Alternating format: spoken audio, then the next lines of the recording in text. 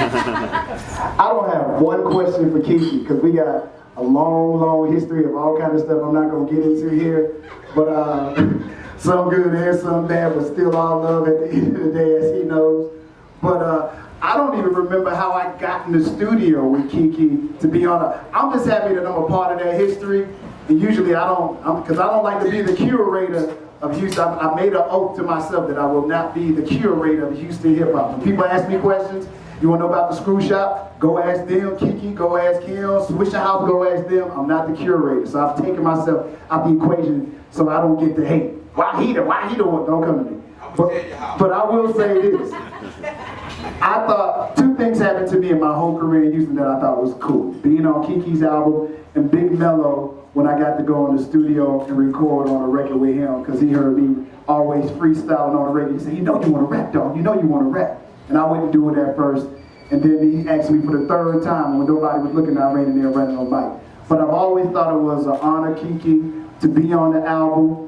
You never know when you're doing something that is going to be so historic. My question for Keke is always that, when you're doing it, do you know that it's historic? Do you know that you can still drop a song to this day and it still rock the crowd like it's brand new and just came out this week?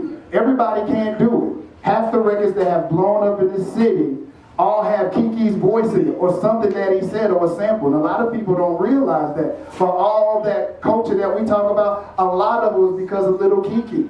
You know what I'm saying? And Screw just makes it all bigger, but a lot of the language and the words and everything, it's all Lil Keke. That's the truth. Keke should be the richest rapper in the city right now. If they had sample clearances, he should be the richest rapper in the city, because almost every rapper has used something that Keke has said for a hook for one of their songs. And that's just the truth. But I honor Keke. I think it's incredible. 20 years, everybody can't do it. He's able to take care of his family, and I salute you, sir. Yeah. Hey, okay, we're going to take a time out to go ahead and clap and applause for that. Shout out to 97 on the Box, Matt had a morning show, and J-Mac Global. So what's your response to that, Keke? Tell us. The world wants to know your thoughts. Thank you. I'm checking on them sample clearances right now. I'm trying to get them sample clearances together right now. Now, what you don't know is I chose you to be on an album. When we was during that album, I was having some of my best creative moments. I'm a big thinker. When it comes to my lines and my clothes and my ideas, most of the stuff you see with me was 713 and self-made and great tape OTP, my ideas. I'm real creative in thought process of what I want to do. That's why it takes so long to do what I need to do, because I'm always thinking.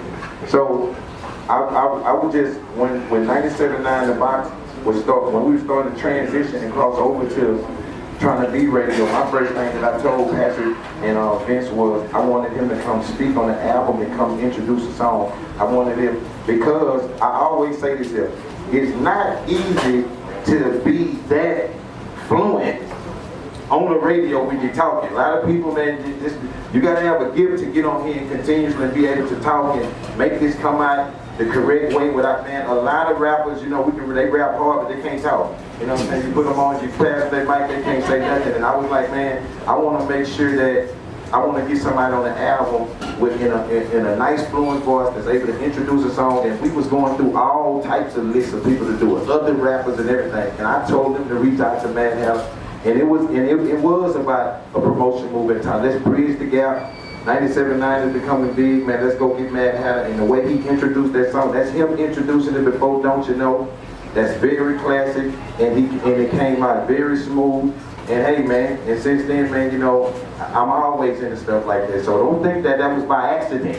That was not by accident. I chose for you to do that. Thank you. And you know, yeah, and you, J-Mac, you know, when he told you to let you hear that freestyle, I was the freestyle king right then. Shout out to Pat. Pat the freestyle king, and Pat my idol. And he passed it down to me. You know what I'm saying? So what people don't understand, people that want to be the freestyle kings and all that, when the word freestyle king came out, people was in diapers. You know what I'm saying? They was in elementary and 5th grade. Now, I didn't say that people wasn't freestyle kings, that you a king of freestyle, but the actual king, though, is J-Mac. So I love showing homage and everything. So me, I'm one of the first artists that was